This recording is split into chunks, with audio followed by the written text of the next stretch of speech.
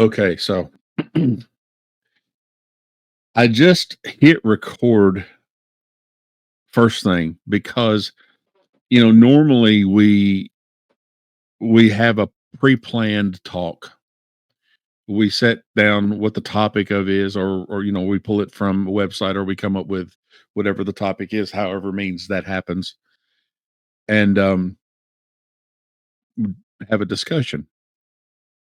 I wanted tonight to be more organic. I wanted this discussion just to be sort of wherever it goes. Uh, Partly because I'm in a weird place. I'm in uh, a place of stress. I can say that. Um, as without going into too much, detail. There's been some financial issues that have come up that have made life a little difficult. Um, there's a lot going on with a lot of changes going on in the local church. Uh, and just a couple of nights ago, I'm trying not to be overly emotional. Night before last, I got a phone call, and I had a cousin that apparently has taken his own life. All of that sort of all at once is uh, is a little overwhelming at times. It's not like, I mean, I'm 55 years old. I've been under situations of stress before, but it's just, boy, I'm really feeling the world right now. I'm really feeling the brokenness of it all. And maybe that's the discussion. Maybe the discussion is the realization of the fact that this is a broken place, the world, and how we handle it, how we navigate it, how we walk through that in the light of that knowledge. Mhm. So maybe that's the discussion tonight. I've had a lot of different discussions. I have, many friends that are pastors and call me to discuss different topics and different, sermons coming up, or different Bible passages, or just to converse with each other or whatever. Um, and it's kind of interesting when you're on the side of, you're not overly emotionally overwhelmed when a tragedy strikes. Yes, you're grieving. But ultimately, your personal theological convictions, um, you know, your where your family stands, where all that happens. And it's different when you suffer a loss of someone that you cared about, a family member, friend, whoever, when it's either the result of an accident, or even the result of an illness. um, those things hit you differently than it does when you have the understanding that somebody took their own life. They were in such a state of mind, a frame of mind, a state of such distress. And of course, I find admittedly, the first one of the first things that went through my mind was, why didn't he call me? Mhm. And then the second thought was, is that selfish? I mean, I think we all would wonder that, but I'm like going, and then of course immediately after that, that was followed by, why didn't he call somebody? You know, Mhm. um, and I don't know that I'm seeking answers for any of these questions, because there's no answers for you to give in that regard. I mean, but just I found myself sitting, looking out a window, pondering all of this whirlwind of stuff. We recently had some storms that moved through our area about a month ago, and we had a lot of wind and hail damage to our home and our roof. And I've been dealing with the insurance company and trying to get things fixed. And I sort of alluded to that earlier as we started this video. There's just a lot of stuff going on, and we're in this place where the world is broken, Mhm. and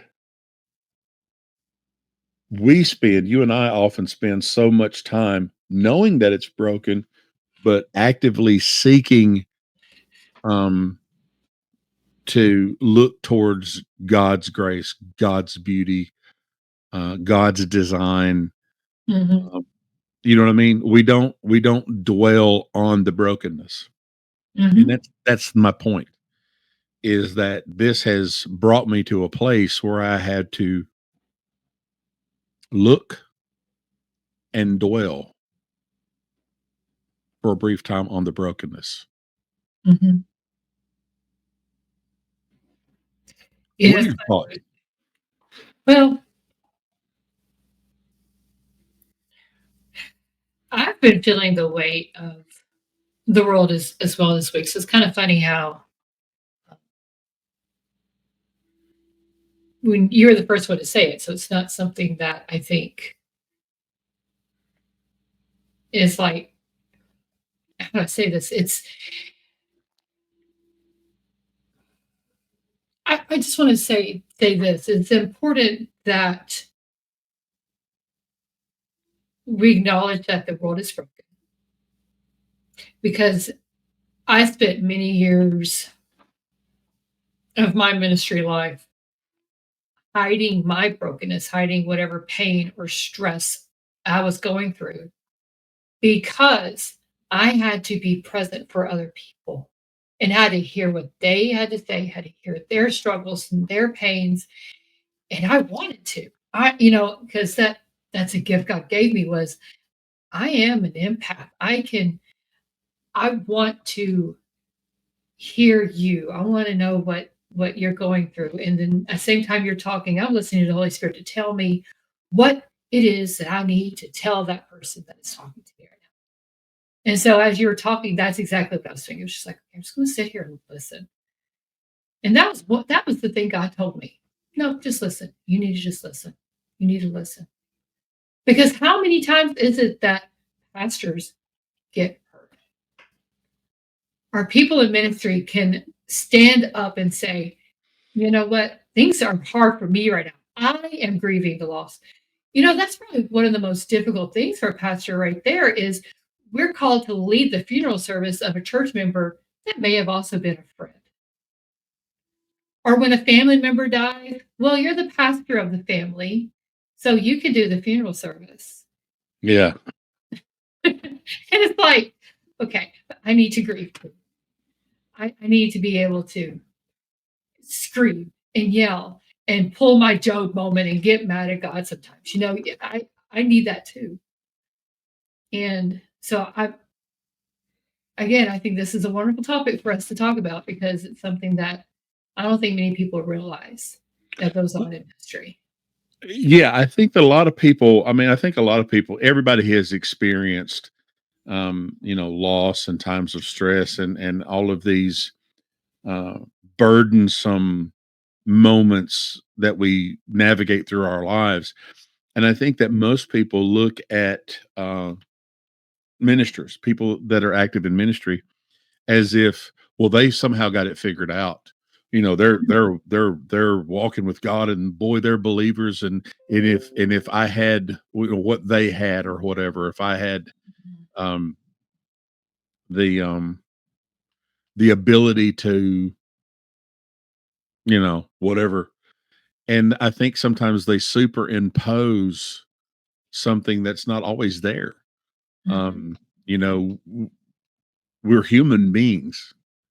We have emotion, we have stress, we have trials, we get overwhelmed, we get scared, we get, all kinds of stuff happens.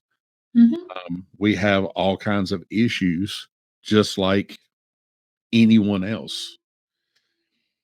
Um, and there are times, um, where we're dealing with pastors and stuff where we have to deal with the work of the ministry, the preaching of the sermon or whatever. And we have to do that from a place of being somehow emotionally compromised or being overly stressed, and there's sometimes we find a way where you can maybe get away and have a substitute lay speaker or something for a week or two so you can repose and rest and regroup and recoup and come back fresh. And then there's moments where that's not available, Mhm. or times where that's not available. Mhm. And I think far more than not, um, most people never really consider their pastor in that viewpoint in that area. And I think that's in some ways disturbing. Now, there are those that do. We're not casting that wide of a net. Of course, there are people that are there, but Mhm. um, statistically speaking, if you look and you kind of watch what's going on, more pastors are leaving the ministry in the last couple of years than are entering in to the ministry, um, and that's kind of a disturbing trend. Also, we can see uh, ministry issues. And here's the other thing too: if you are a minister, um, and you get caught up in, well, I don't want them to think that I'm tired, or I don't want them to think that somehow I'm emotionally compromised, Mhm. or maybe even you have, being human, you have the sin that so easily besets you, or maybe you've done something you shouldn't, or you fell prey to some temptation or whatever. There's this thing about the Christian singer artist that's Mhm. in the news right now. Mhm. And everybody gets on that bandwagon. Oh, he was just the biggest hypocrite and liar, and then I can't believe not going to Yeah. listen to that music anymore. Blah blah blah blah blah. It was the greatest And thing just a couple weeks ago. I mean, I know that. right, and it's one of those deals where um, you know, we w- we forget Mhm. that once we were the target of other people's stones, Mhm. and then something happens, and next thing you know, we're first ones to pick up stones and get ready to get on a bandwagon and forget to forgive. We Mhm. forget that we've been forgiven of everything that we've been forgiven of, and we are called to forgive, to heal, to forgive, to love, and to minister, to go to those people in those times and go, I'm not minimizing what you did. You did something that was horrible. However, I'm concerned as what led you there, and what Mhm. do we do together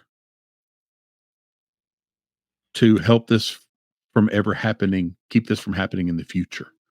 How do we Yeah. lift you up? Because obviously this is a place where your weakness, and how do we shore you up from this place of weakness so that it does not ensnare you again? Mhm. Um, we don't do that. I think that Far was one too of the little funny do we do things that. about that. We with his story in particular, when I read the reports, and granted, anytime I would see him perform, I did have an opportunity to see him one time in concert. I think it was with the Newsboys. There were signs there where you can say, okay, yeah, he's not married. There's signs there, right? Of maybe there is a different personality or whatever. And so it does make you wonder. And so I think for us as Christians, you touched on this, but what can we do to help keep one another accountable? because for him in his story, when you kind of read between the lines of the reports and the apology letters and everything that has been coming out from various sources, from him, from former bandmates and whatnot, there's this thing, well, I always knew there may have been something wrong. It was like he had a fear of being found out, so he hid that sin. He hid that temptation, and he tried to do it away from his life, away from the public eye, which in fact made it worse. So, I want to flip a coin on this a little bit and say, how did we as Christians or in the Christian world make other Christians, how do we make other Christians feel like they have to hide out of fear, which would in fact, they would have no one to rely on. They would not have that freedom to confess their sin or that freedom to come to their Christian brothers and sisters and say, hey, I'm struggling with this and I need you to help me. They have I a can fear that if they do, they'll be I thrown can out. I can I can somewhat speak to that question because a lot of Christians, not all, I keep saying not all because, we get our own little mail and comments or whatever. But it's prevalent that Christians create this atmosphere not only of expectation, well, we expect you to be just so and so, and especially if you're in some position of ministry, be it whether you're a pastor or a music minister or something like that. So, and Mhm, these people that are in uh, Christian music or whatever, mhm, um, they're ministering to people through the music and their lyrical content and all that stuff, and songs of worship and praise and all that.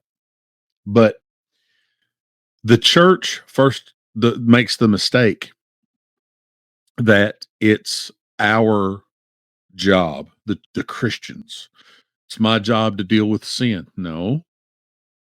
Well, yes, but how? And what we see is that, well, we need to stamp out sin. First off, you can't. Well, we need to eradicate sin. You can't do that either. oh, Well, we need to punish those that are sinning, especially those that are sinning in the church. Nope. Nope. The punishment for sin was taken by Christ. So now you're trying to impugn his honor and to diminish what he did on the cross by saying somehow you're better at it than he was.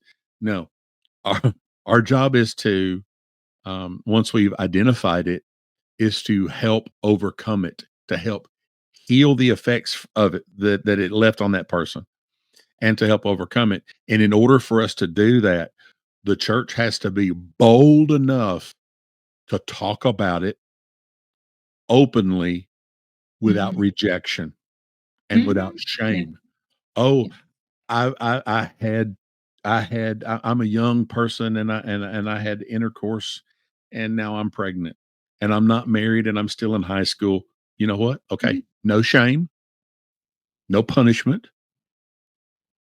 I'm going to acknowledge, yeah, this is not ideal. This is not good, mhm, but I'm going to help you heal, help you. I'm going to love you through this. Okay.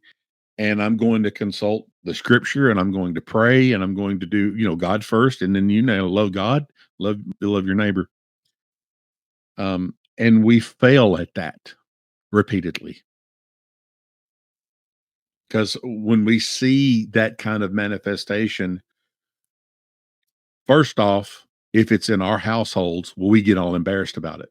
Oh, I can't believe you did that. Oh, my child. Oh, I can't believe my child. Now I got to go to work. Everybody's going to know.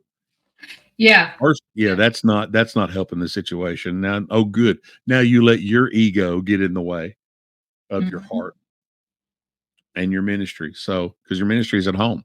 If you're a husband and a father, you have a ministry in your house. And so when one of your flock comes in beaten, busted, and broken because of the sin in the world, no matter how it manifests, Your job is to wrap that person up, show them how much you love them, forgive them, feed them, heal them, love them, Mhm. and then do everything that you can to encourage them in a better, different way, knowing full well ultimately it's their choice. The whole "you can lead a horse to water, but you can't make them drink" analogy Mhm. fits very well here. But that's what we do, and so we have inadvertently created an atmosphere where all these people who are dealing with sin.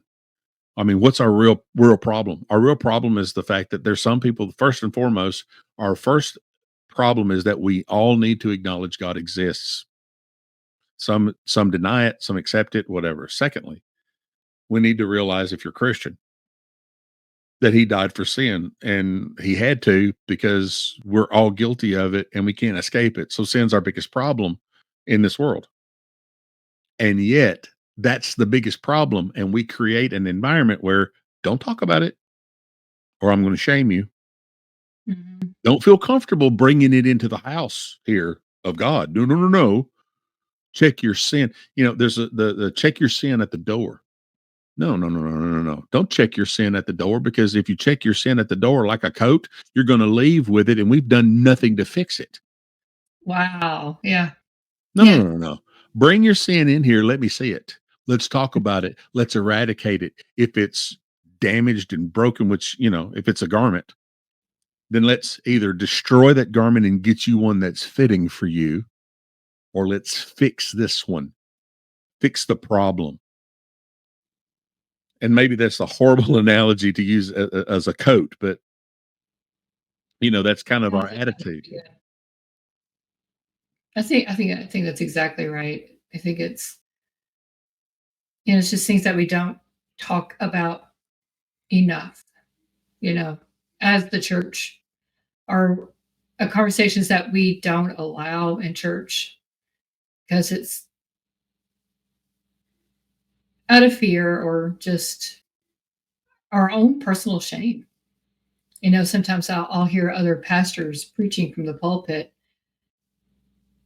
and it's like they are shame casting. Well, if you have these problems, it's you're just not living right, and it's all your fault. You need to repent.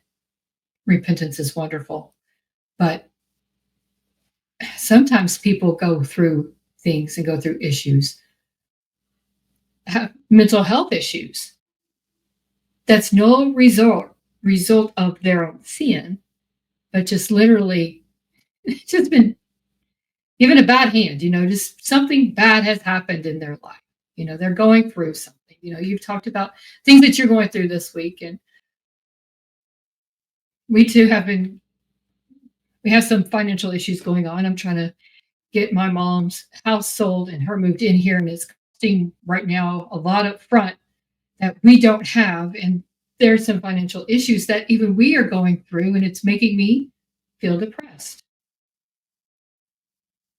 I can't be shamed for that. This is just our reality right now. And so, what I really need, and I think I'm hearing you, what you need is just encouragement. Just to be able to say, you know what? God's been faithful in the past. He has come through time and time again. Things have always gone well. Somehow, in the end, it may stink for a time, but then things always come around. Yeah. God is always present. God is always good. I've never gone through something terrible in my life that has just absolutely ruined my life. And I haven't learned something from it or actually been blessed from it in some way. Right. Yeah. Most of that, though, we would if we admit it to ourselves, that's usually happens during the aftermath and hindsight. When it's happening, we're like, "Oh God, no!" Yeah. We're not going, "Yay, I'm about to learn something." No, no. We don't want to learn the lesson when we're learning it. Yeah. And and what I was just describing here, this atmosphere sometimes that we create in church is, um, and I say church and churches, and I stutter over that because, and this, and those who listen to me a long time know this too. I struggle over the word. because the church is not the building, and that's the concept most people have when you say the church. People think, well, Yeah. the local church. That's the house of worship. The church is the people, the Yeah. body of believers. But we create this, and sometimes, I mean, it's inadvertent. It's not like we set out to create it, but we create this environment where we're not comfortable to discuss our struggle with sin, and thus learn how to deal with and overcome our sin.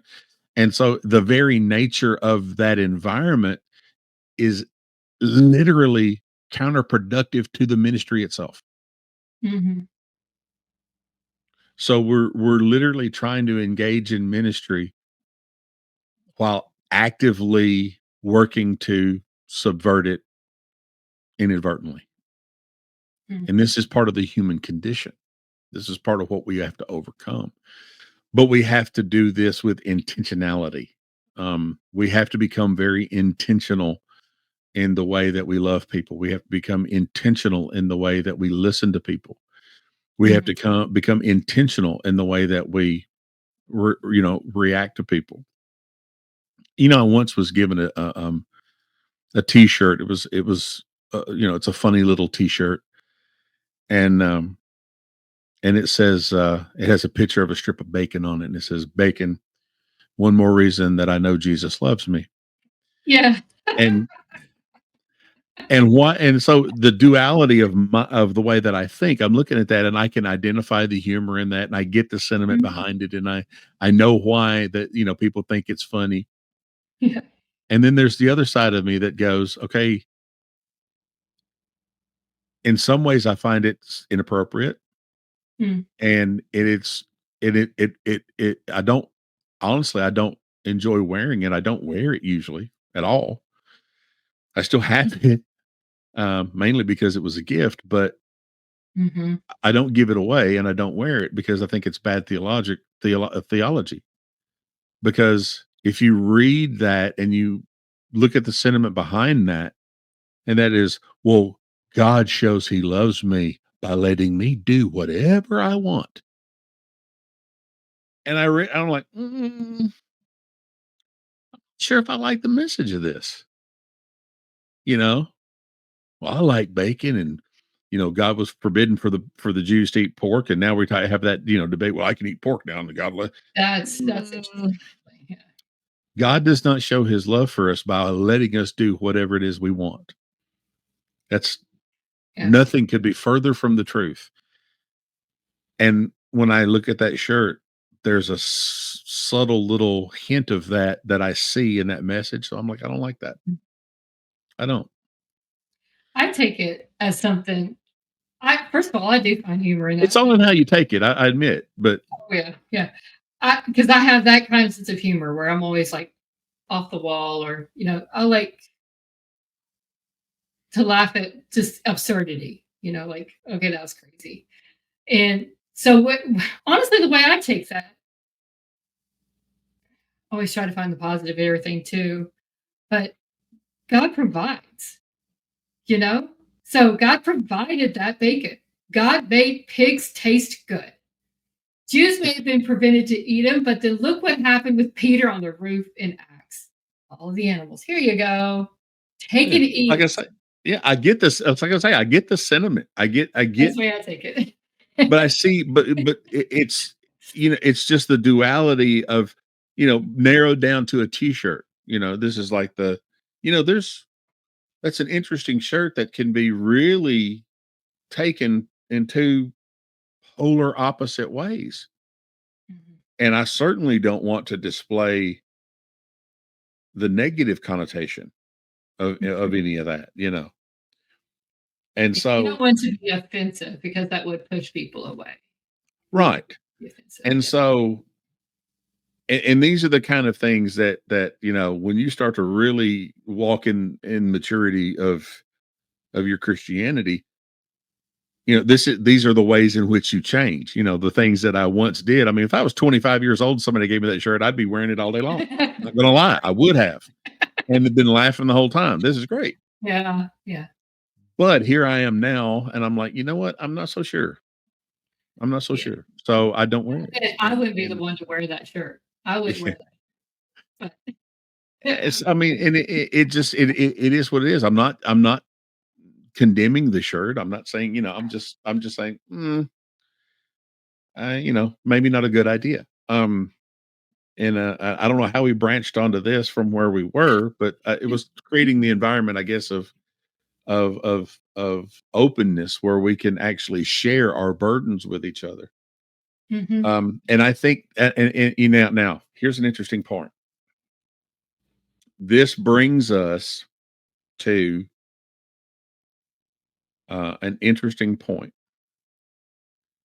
The one thing every human being has in common, if you're Christian and you understand Christianity, is that we all have sinned. mhm, mhm. Another trait that most all humans have in common is that most of us are kind of ashamed of it. We don't like to put our worst aspects on display. We hide them, even from ourselves. Oh gosh, yeah. And so,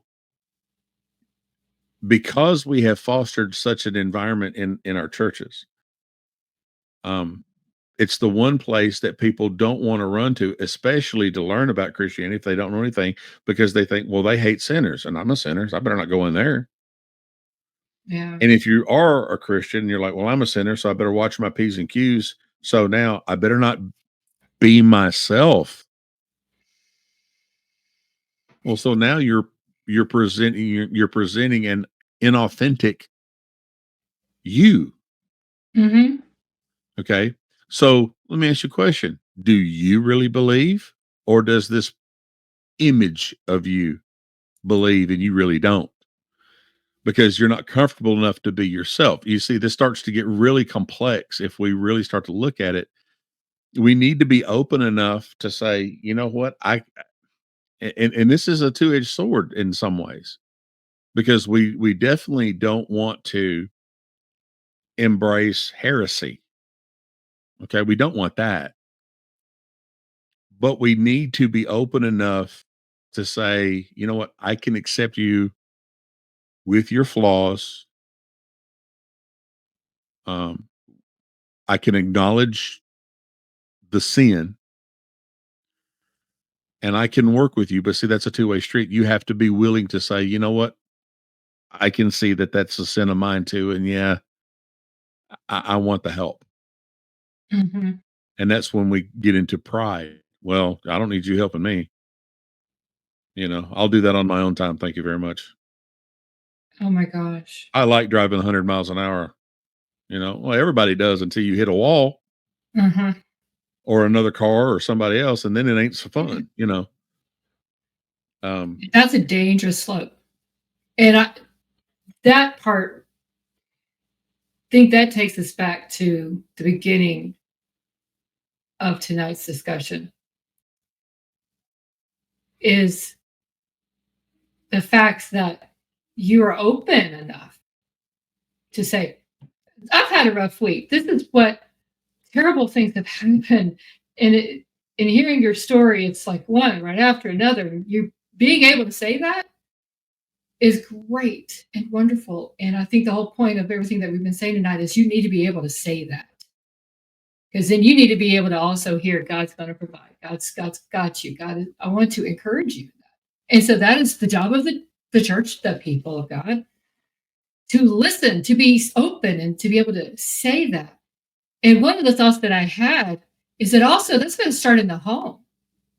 A married couple has got to be able to say to one another, I'm struggling.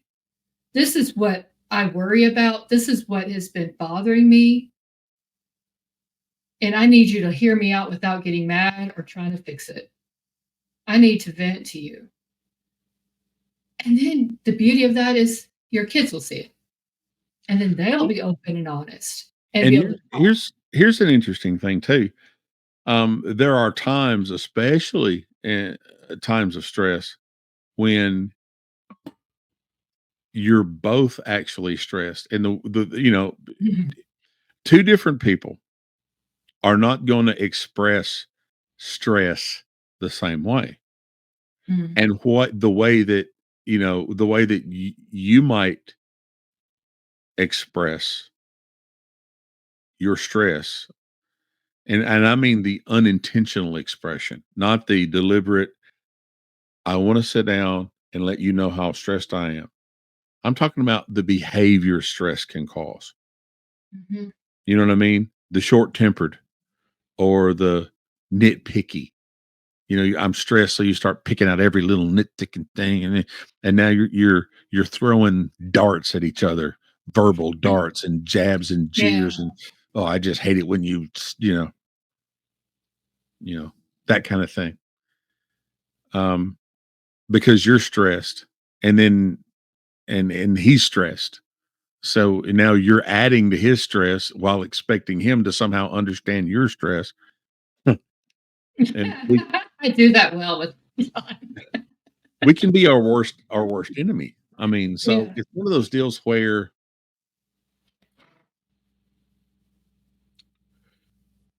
again, we have to be deliberately intentional. We have to live intentionally. Mhm. Okay. Because we're all sentenced to death. We're all gonna our this body's gonna die one way or the other. So in order for me to truly live, I have to be intentional about how I want to live. And that includes embracing every one of my problems and doing what I need to do to overcome them, not exacerbate them. Mm. And, a lot of times when you just said, I don't want you to fix it, right? I need to say it. I want you to hear it. I don't want you to fix it. Right? Mhm. Well, you're just admitting right there that they're not the source of the remedy. I don't want you to fix it. See, Mm. you are, Yeah. I'm struggling. I'm not asking you to fix it.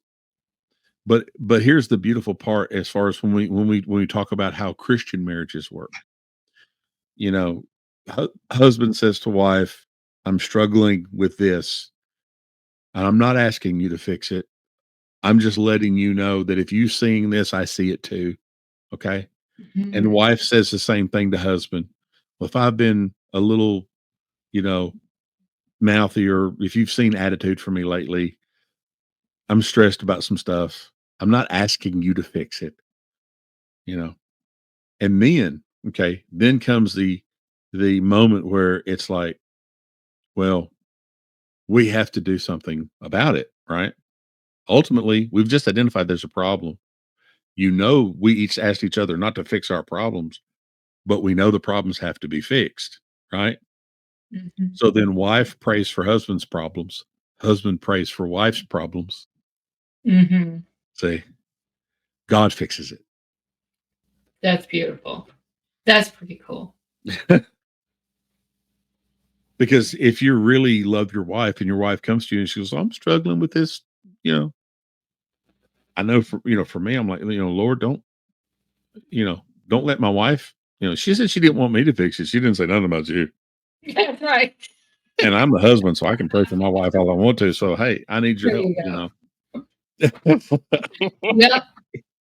She can't Yep. say no to you. She can say no to me. She can't say no to you, God. Yep. But Yep. I just wanted to. A lot of times, I think people listen to our discussions, and there are times even when I've looked at our discussions, and sometimes they seem like it's some sort of a production or something. Well, they've gone in and they've written a script or whatever, and we never do that. Mhm. But I wanted tonight, especially tonight, since we had to remote in. The weather's pretty bad where I'm at. I'm hoping it's not as bad where you are. It's actually easing up right now, but earlier it was pretty hairy, and I still got a hole in my roof. So, and that's been stressing me out, right and left. But I want to digress off of that. We have to. I want to be genuine. Number one, we started this podcast. We wanted to be genuine and just talk about Christian perspectives, not necessarily about things that have to do with being Christian, but things that all Christians have to deal with from the perspective of being a Christian, trying to maintain um, my belief, my theology. How do I walk by faith? Really, what's my struggle? What's the story about how am I doing this? Mhm. Because we see all these different, and I'm not knocking any program about Christianity. Don't get me wrong, but we see a lot of televised sermons or streamed sermons.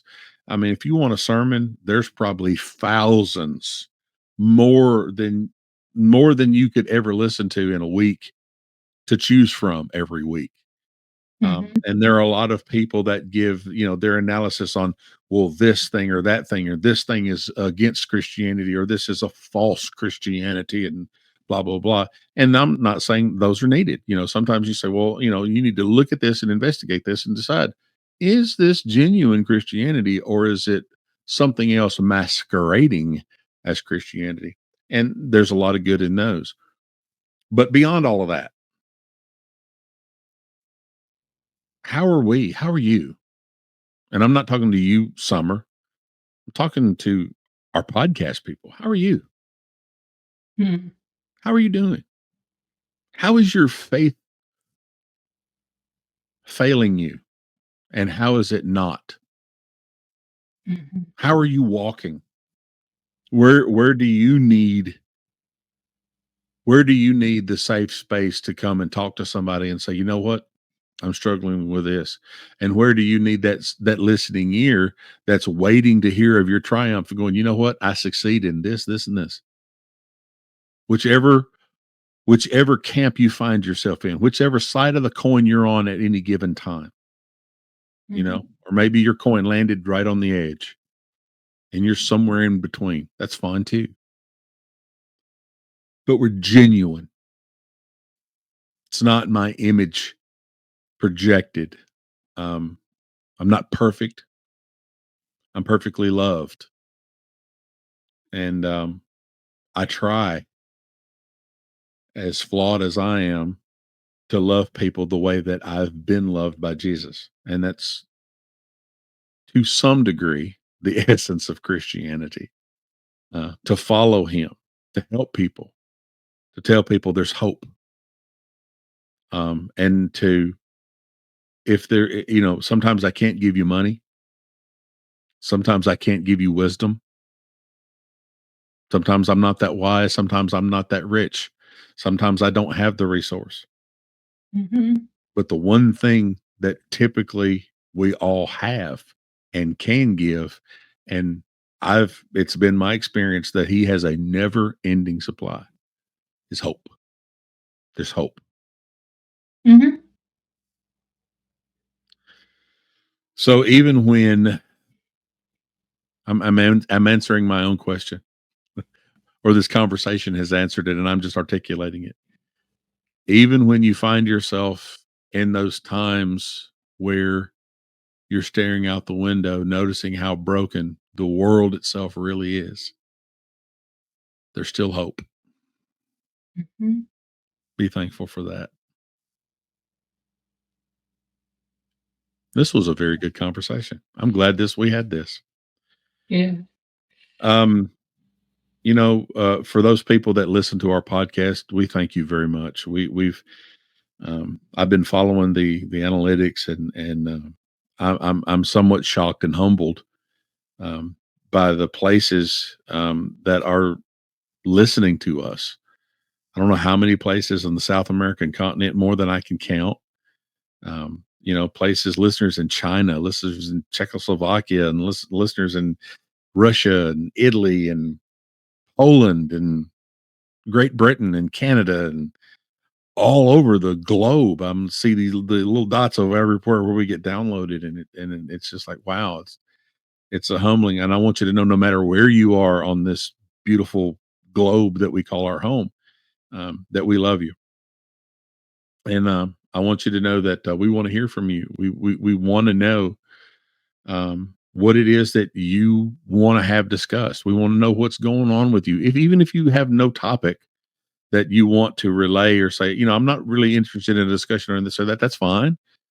you know what, shoot us a line. Maybe you need prayer. Maybe you want to pray for us. Mhm. Maybe you just want to say hello. We love you back. I mean, that's fine. We want to hear from you. And so I would ask that if you do have any of those things, fits any of those bills, write to us. You can do so by writing one King's Forge at gmail.com. That's the number one King's Forge at gmail.com. And you can find out more about who we are or find backlog access to backlog content for the last number of years of podcasts and all that by going to our website at thekingsforge.org. We're streamed on many platforms. We're on Google Podcasts, and we're on Spotify and iTunes, and all of those. So most of the platforms out there, I guess you could find us. So, but more than anything, we love you. We want you happy. We want you blessed, and we want you in the King's Forge. Thank you for tuning in.